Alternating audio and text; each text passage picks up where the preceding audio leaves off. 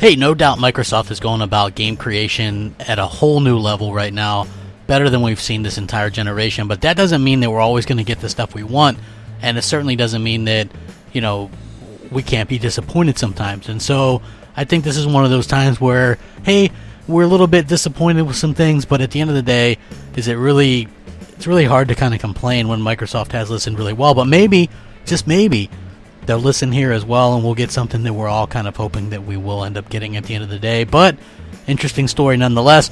Hey, what's up everybody? Crapgamer here, Crapgamer Reviews, back with another video. Thank you guys for checking it out. I really appreciate it.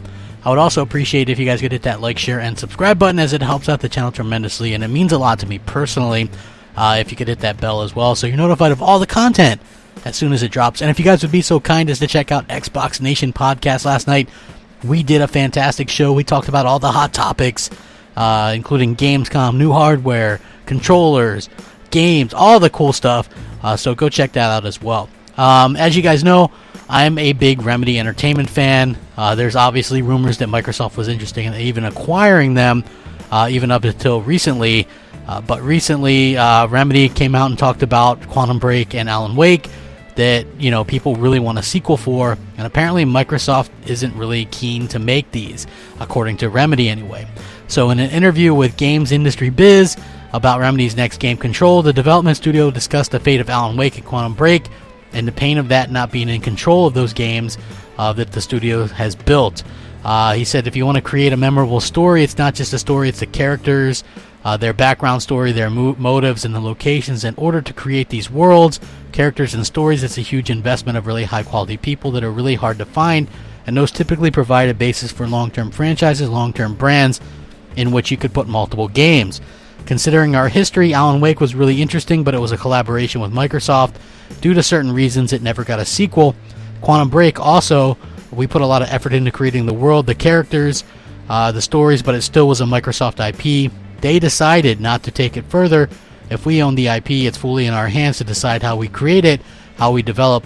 What are the creative decisions that we make, and then maybe one day in the future, if it proves to be successful, it's again in our hands to decide what will be done. That was decided for us. Both Alan Wake, obviously, and Quantum Break finish in a way that kind of leaves them open for sequels. While it sounds as though both games didn't really get commercial success that obviously Microsoft wanted, they do have loyal fan bases that could easily achieve wider success with a few tweaks. Honestly, think about it. Uncharted 1 wasn't great. It wasn't until Uncharted 2 that really hit its stride. I could really see Alan Wake 2 and a Quantum Break 2 hitting the stride and fixing the problems of the first games. Basically, if you didn't know, they confirmed that Microsoft has publishing rights on Alan Wake, so they can't make another game because Microsoft owns the rights to that. While they don't own the IP, they own the publishing rights. They do own the IP of Quantum Break outright. So that's something that's interesting. This is a little bit disappointing for me personally. You know, I think that it's one of those things that people will have to kind of deal with. I hope that Microsoft goes back to Quantum Break. I have heard from various people that, you know, Phil Spencer isn't huge on Alan Wake. He's not a fan of that game. So will we see more in the future? I don't really know, but I do hope that we get sequels down the line, especially to Quantum Break, since Microsoft owns that IP. You just think that would be a given, honestly, but so far, no dice. And I will link this article so you guys can check it out. Maybe if you guys ask nicely, we might get something. I don't know. Even if Phil doesn't like Alan Wake and maybe it was expensive to make, I think you still have to take risks on these type of games. You own the IP where it comes to Quantum Break, so I don't see where the harm is in that.